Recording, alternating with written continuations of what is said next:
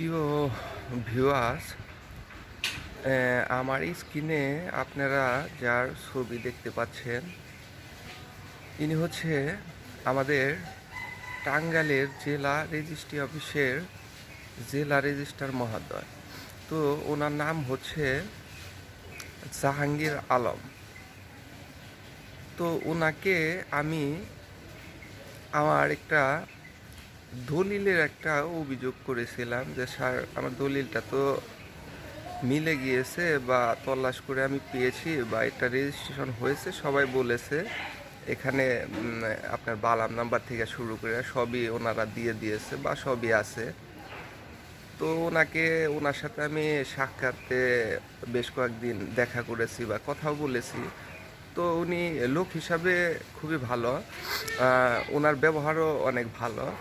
তো কথা হলো যে আমি ওনাকে মৌখিকভাবে সব কিছু খুলে বলেছি যে স্যার, এই কাহিনী বা আপনাদের রেকর্ড রুমের সবাই এগুলো মিলিয়ে আমাকে দিয়েছে বা এইগুলা সবই ওনারা বলেছে, দলিল রেজিস্ট্রেশন হয়েছে, সবই ঠিক আছে।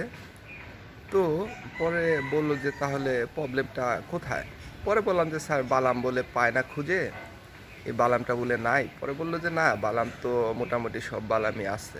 তো কথা হলো যে আমি ওনাকে বেশ কয়েকবার দেখা করে সাক্ষাতে কথা বলেছি বা ওনাকে লিখিত অভিযোগও দিয়েছি, আরও বেশ কয়েক জায়গায় আমি লিখিত অভিযোগ দিয়েছি। তো মোটামুটি সবাই একটা কথাই বলে যে আসলে এই দলিলের যে সেকশনটা, এটা তো আসলে জেলা রেজিস্ট্রারের উপরেই পড়ে।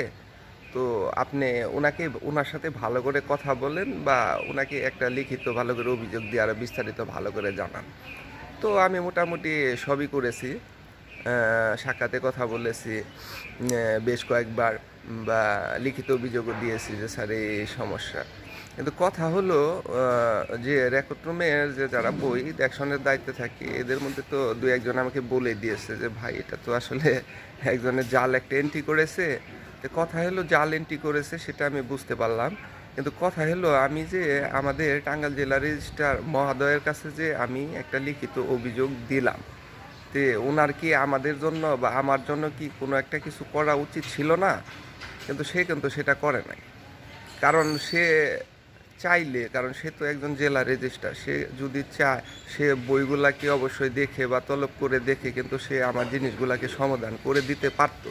কিন্তু সে এখন পর্যন্ত আমার জিনিসগুলাকে সমাধান করে দিল না। আমি মোটামুটি প্রায় বছর হয়ে এলো এই জিনিসগুলা নিয়ে ঘুরতাছি বা করতাছি, যেখানে আমাকে ওই জায়গার একটা ছেলে বলেই দিয়েছে যে ভাই, এটাকে তো একজনের জাল একটা এন্ট্রি করে রাখছে। এটা আমাকে বলে দিয়েছে। সেই সব রেকর্ডিং বলেন, ধারাবাহিকতা যত কিছু আছে মোটামুটি আমার কাছে সবই আছে।